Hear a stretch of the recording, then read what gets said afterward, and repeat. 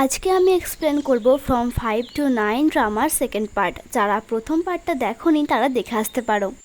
Junko তো পা মুচকে তাকানের ওপর পড়ে গিয়েছিল। তাকানে জুনকোকে তার ওপর থেকে সরিয়ে দেয়। তারপর দেখে জুনকো চোখ বন্ধ করে আছে। তাকানে ভাবে জুনকো হয়তো তাকে কিস করতে বলছে। তাকানে যেই জুনকোকে কিস করতে যাবে অমনি জুনকো হাঁচি করে। আসলে জুনকো হাঁচি করতে যাচ্ছিল। তাকানে তাড়াতাড়ি জুনকোকে বাড়ি যেতে বলে। এরপরে তারা একসঙ্গে গাড়িতে উঠে যায়। তবে তাকানে জুনকোকে তাদের বাড়িতে না নিয়ে গিয়ে নিজের বাড়িতে নিয়ে চলে আসে আর তাকে একটা ঘরে বন্ধ করে দেয়। জুনকো তাকে বলে, তুমি কি আমার সঙ্গে মজা করছো? তখন তাকানে বলে, আমি মজা করতে পছন্দ করি না। তখন জুনকো বলে, তাহলে কেন তুমি আমার সঙ্গে এরকম করছো? তখন তাকানে বলে, তোমার সঙ্গে আমার যেদিন থেকে দেখা হয়েছে আমি চেঞ্জ হয়ে গেছি আর তোমাকে ছেড়ে আমি থাকতে পারবো না। তুমি আজ থেকে এই ঘরেই থাকবে।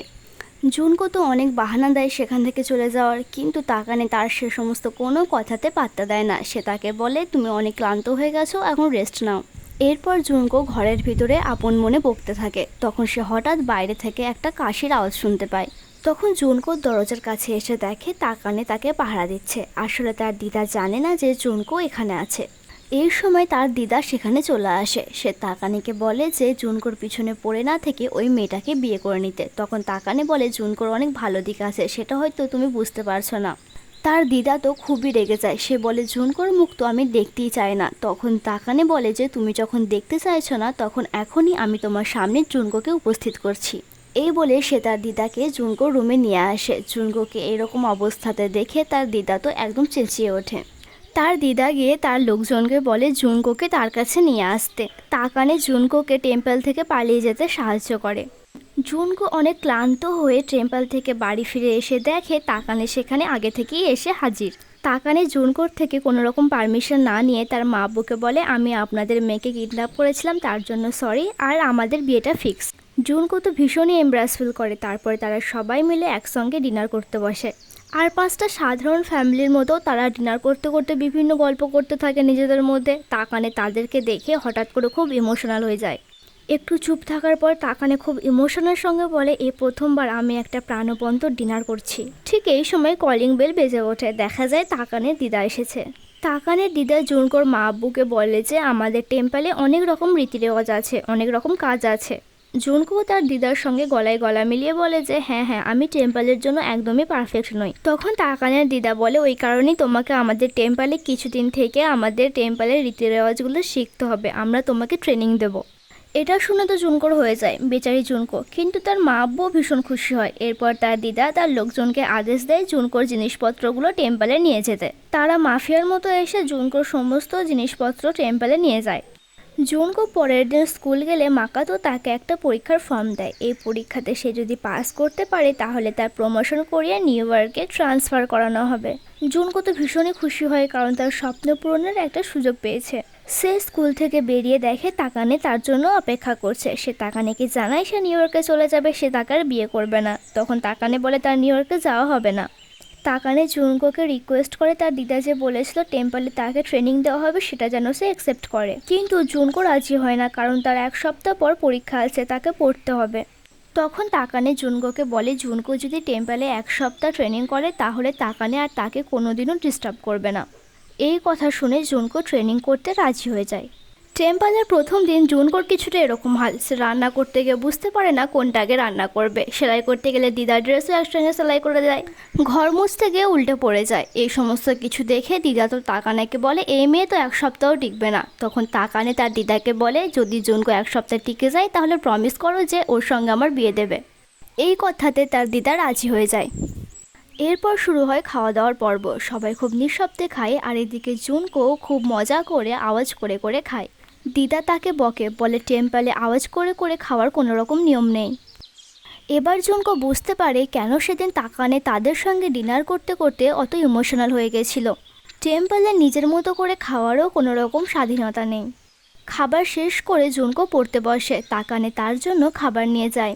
তাকানে গিয়ে দেখে জুনকো ঘুমিয়ে গেছে, তাই সে জুনকোকে বিছানা করে দেয়। জুনকোকে এরকম ঘুমন্ত অবস্থাতে দেখে তাকানের খুব ইচ্ছে হয় তাকে কিস করতে। সে তাকে কিস করতে যাবে, এই সময় তার দাদাজি এসে তাকানেকে দেখে নেয়। তোমাদের এই ড্রামাটা ভালো লাগলে আমাকে লাইক আর কমেন্ট করে জানাও, আর সাবস্ক্রাইব করতে ভুলো না। জুনকোরও ধীরে ধীরে টেম্পলে মন বসে যায়। টেম্পলে একটা চনমনে আবহাওয়া তৈরি হয়।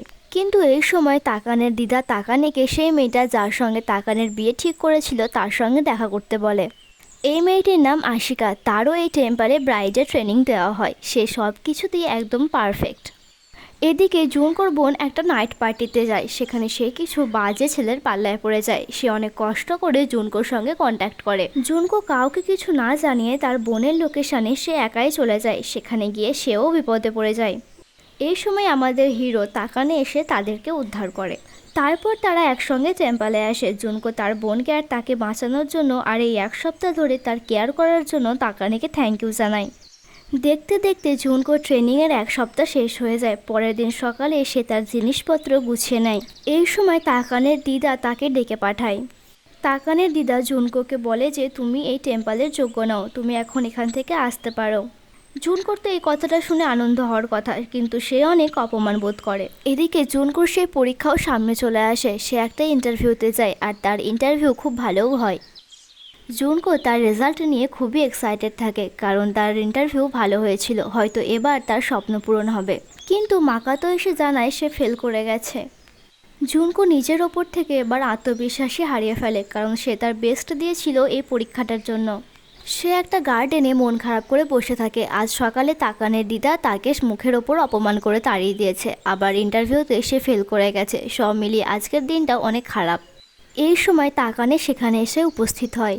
তাকানে জুনকোর জন্য এক জোড়া জুতো নিয়ে আসে। সে বৃষ্টির দিনে জুনকোর হিল ভেঙে গিয়েছিল, এটা সে লক্ষ্য করেছিল। জুনকো তাকানেকে জিজ্ঞেস করে, আমার সমস্ত খারাপ দিনে কেন তুমি আমার পাশে থাকো, কেন তুমি আমার এত কেয়ার করো? তখন তাকানে উত্তর দেয়, কারণ আমি তোমাকে ভালোবাসি। এই প্রথমবার তাকানে জুনকোকে বলল সে জুনকোকে ভালোবাসে। কিন্তু তাদের এই ভালোবাসাবাসি খুব বেশিক্ষণ থাকে না। এর পরের সিনেই দেখা যায় তাকানে জুনকোকে বলছে, আমি তোমাকে বলেছিলাম আমি চাই না তুমি নিউ ইয়র্কে যাও। আমাদের এই টেম্পলের সঙ্গে তোমাদের স্কুলের অথরিটির একটা ভালো কানেকশন আছে। তুমি যে ফেল করেছো এটাতে আমার একদিক থেকে ভালো লাগছে। তাকানের কথা শেষ না হতে হতে জুনকো ধরেই নেয় যে তাকানেই তার টেম্পলের পাওয়ার ইউজ করে তাকে ফেল করিয়ে দিয়েছে। জুনকো মন থেকে খুবই আঘাত পায় এবং সেখান থেকে চলে যায়। আর যাওয়ার সময় সে তাকানেকে বলে যায় সে কখনোই তাকানেকে ভালোবাসবে না, যত যাই হয়ে যাক না কেন।